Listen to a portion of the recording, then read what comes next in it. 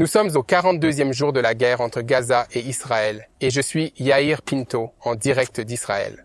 Les combats dans la bande de Gaza se poursuivent et alors que les forces de Tsahal et en particulier les unités de chars travaillent sans relâche pour nettoyer le nord de la bande de Gaza des terroristes du Hamas, elles sont attaquées par des terroristes qui sortent de tunnels souterrains et placent des engins explosifs le long des routes, des bâtiments et à côté des véhicules blindés. Tsahal localise peu à peu les emplacements des terroristes et les neutralise. Tsahal invente chaque jour de nouvelles méthodes pour identifier, détruire et démolir les terroristes du Hamas ainsi que les bunkers et les tunnels souterrains. L'une des méthodes utilisées par Tsahal pour s'emparer du bureau de poste du Hamas dans la bande de Gaza consistait à placer des poupées déguisées en soldats de Tsahal à l'intérieur d'un véhicule et à le conduire jusqu'à l'entrée du bureau de poste du Hamas. En s'approchant du bureau de poste, les terroristes du Hamas ont ouvert le feu en direction du véhicule, révélant ainsi leur position aux troupes de Tsahal qui surveillaient la zone. Les troupes de Tsahal ont facilement pris le contrôle du bâtiment et ont capturé 21 terroristes du Hamas. Ces terroristes aideront Tsahal à obtenir de précieux renseignements sur l'emplacement d'autres positions de commandement du Hamas, de tunnels souterrains, de militants et, espérons-le, sur l'emplacement de quelques 238 otages capturés en Israël. Dans le cadre d'une autre initiative menée par l'unité d'élite israélienne appelée Shayetet, qui est l'équivalent des Navy SEALs américains avec les unités de chars, Tsahal a envoyé un véhicule vide dans une zone contrôlée par les terroristes du Hamas. Dès l'entrée de ce véhicule dans le territoire, les militants du Hamas ont ouvert le feu en direction de ce véhicule, révélant leur position. Les unités de chars de Tsahal ont pu identifier l'emplacement exact de chaque militant du Hamas et les neutraliser. Après avoir causé des dégâts à l'aide des unités de chars, l'équipe spéciale des Navy SEALs Shayetet 13 a pénétré dans la zone et l'a entièrement débarrassé des terroristes du Hamas, révélant plus de 10 tunnels souterrains. Chacun de ces tunnels a été détruit et scellé à l'aide d'une bombe éponge. Mais avant de placer la bombe et de la sceller, Tsahal a placé à l'intérieur un dispositif spécial qui surveille tout mouvement sous le sol à l'intérieur du tunnel et le notifie à Tsahal. C'est ainsi que Tsahal peut surveiller les allées et venues des militants du Hamas. Les combats pour la bande de Gaza se poursuivent et chaque jour, Tsahal s'implante de plus en plus solidement, en particulier dans le nord de la bande de Gaza. Dans la partie sud de Gaza, la zone est toujours occupée par des terroristes du Hamas et les forces de défense israéliennes sont en train de décider de la marche à suivre et de la manière d'agir. Joignez-vous à nous dans la prière, dans les jours et les semaines à venir pour la guerre qu'Israël mène contre le Hamas. Deux autres fronts très importants sont menés par Tsahal, l'un dans le nord contre le Hezbollah et l'autre au Yémen.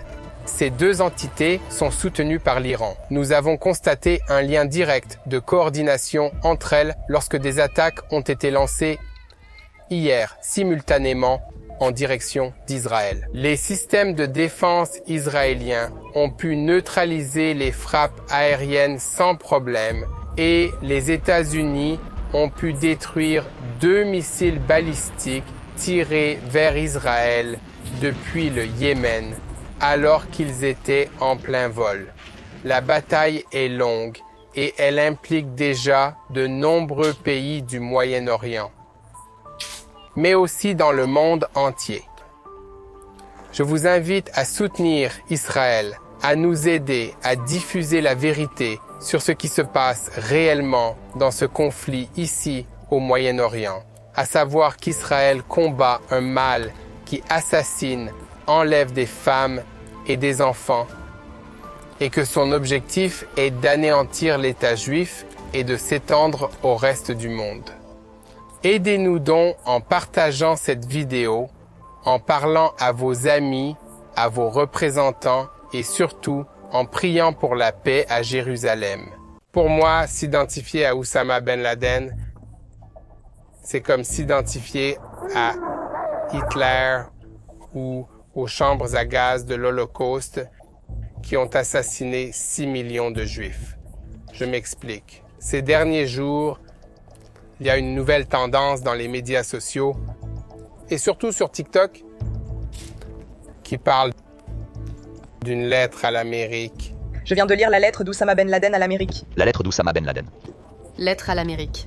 Il s'agit d'une lettre d'Oussama Ben Laden, le chef d'Al-Qaïda, qui a perpétré l'attentat terroriste le plus célèbre au monde contre les États-Unis, contre les tours jumelles.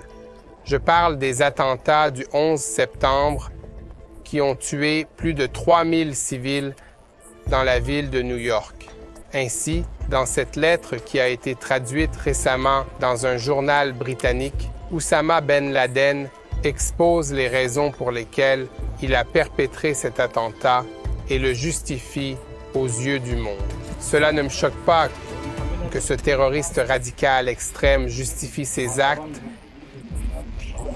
mais ce qui m'a choqué, c'est que nous voyons de jeunes Américains et d'autres jeunes du monde entier qui justifient ces actes et affirment que ces actions sont logiques et raisonnables. Bien entendu, il a ajouté que l'une des raisons pour lesquelles il a perpétré les attentats du 11 septembre contre les États-Unis était Israël et le peuple juif qui occupait soi-disant la terre d'Israël.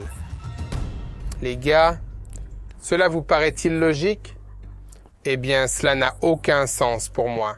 Pourquoi les Américains, les jeunes, les Occidentaux justifieraient-ils un terroriste comme Ben Laden, qui a perpétré une attaque terroriste contre 3000 civils américains dans les actes du 11 septembre?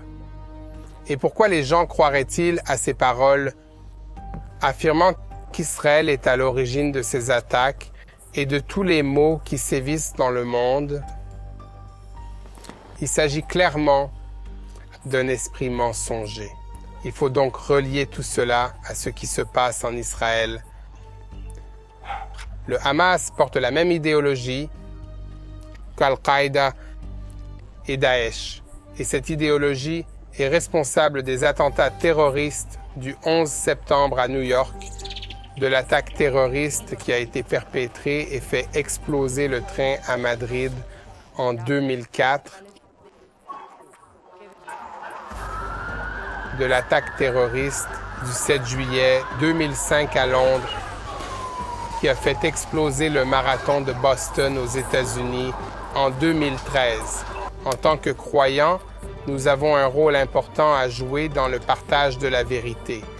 Je vous invite donc tous à ouvrir votre Bible, lisez-la, priez et demandez à Dieu de vous montrer la vérité sur ce qui se passe dans cette région et dans le monde.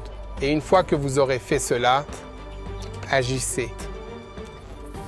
Agissez en le disant à vos amis, en partageant ces vidéos et autres, afin que les gens sachent vraiment ce qui se passe en Israël, dans le monde.